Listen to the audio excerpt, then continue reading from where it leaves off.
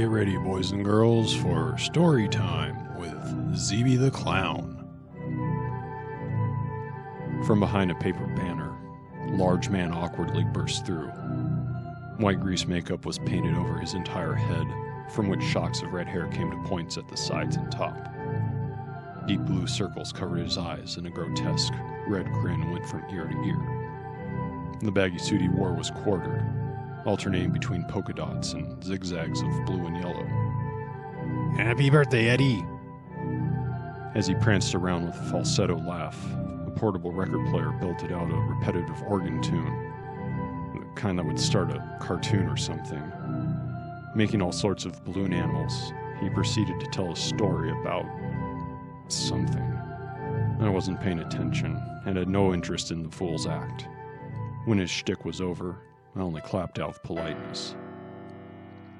As he was cleaning the mess he made, I walked over. "Zeeby, mind if we talk? Outside?" A twinge hit one of his eyes, but he didn't break character. "Not at all. I need to load this stuff anyways." He gestured to the frame he had broken through, along with several bags of unused balloons. Following him out, he opened the back of a windowless van, casually tossing what he carried inside. Right away, he began patting all over his suit. "God damn it." The falsetto voice was replaced with the deep, gruff one that had introduced his act. "You got a smoke I can borrow?" Pulling a pack out, I offered one to him. "Thanks. I always forget to keep some on me, and this is when I need it the most."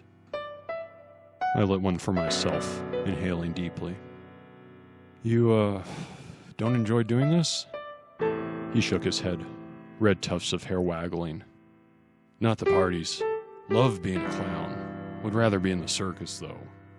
Sticking my head in a lion's jaws or being shot out of a cannon. Don't worry, though. I'll give it my all for your kid's party because I'm a professional. $30 gets you a 4-hour appearance. That's the minimum I do. It's $5 every additional hour after that." Fishing in my jacket, I pulled my badge out. "Actually, I need to talk to you about something else." His eyes widened as he coughed up a lungful of smoke. "Shit, man. I didn't realize my act was that bad." I narrowed my glare. Between this and his act, my patience was gone. Pulling the pictures of Jeff and Ted out, I shoved them in his face. "You recognize these kids?" He stammered for a minute. "No, I don't think so." "You did shows for their birthdays a few weeks ago.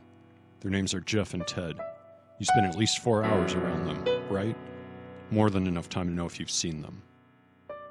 Slowly, he began nodding, the red paint accentuating the suggestion of a smile as his lips parted to reveal nicotine-stained teeth. "Can't say for certain, but yeah, I could have. Their faces all run together, and most of the time I'm dodging handfuls of cake and other shit they're throwing at me. All while trying to stay in character so I don't start thinking about strangling the little bastards." He waved a hand through the cloud of smoke. "Don't mean that seriously.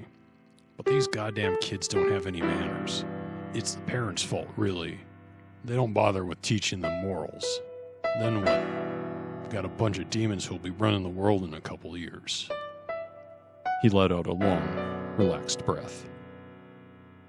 "At least when Charlie was after you, you know what you were in for. And you didn't have to put on this act happy bullshit." The man in the back of my brain started punching.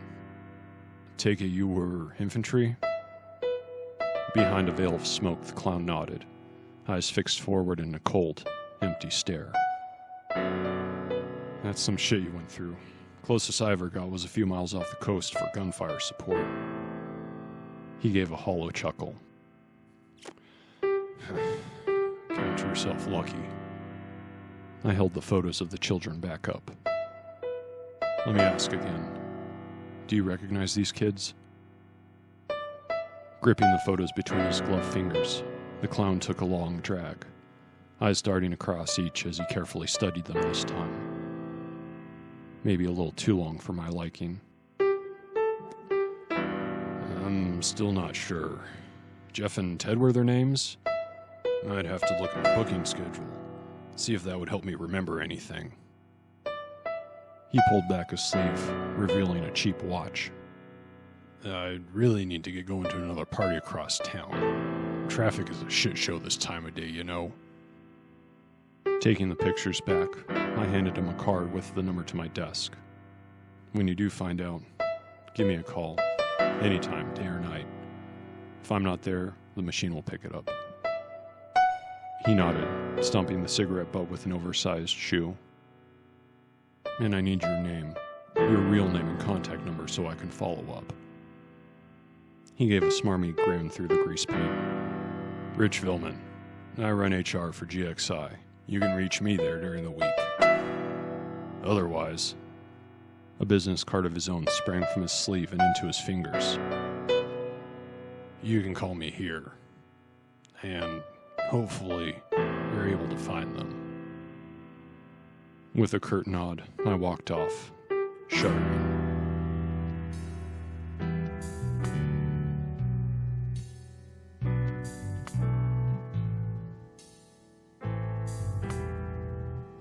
I'll take another. Instead of a ruby-tinged cocktail, a glass of water appeared. Not telling you to stop, just slow down. With a heavy sigh, I nodded, taking a long drink.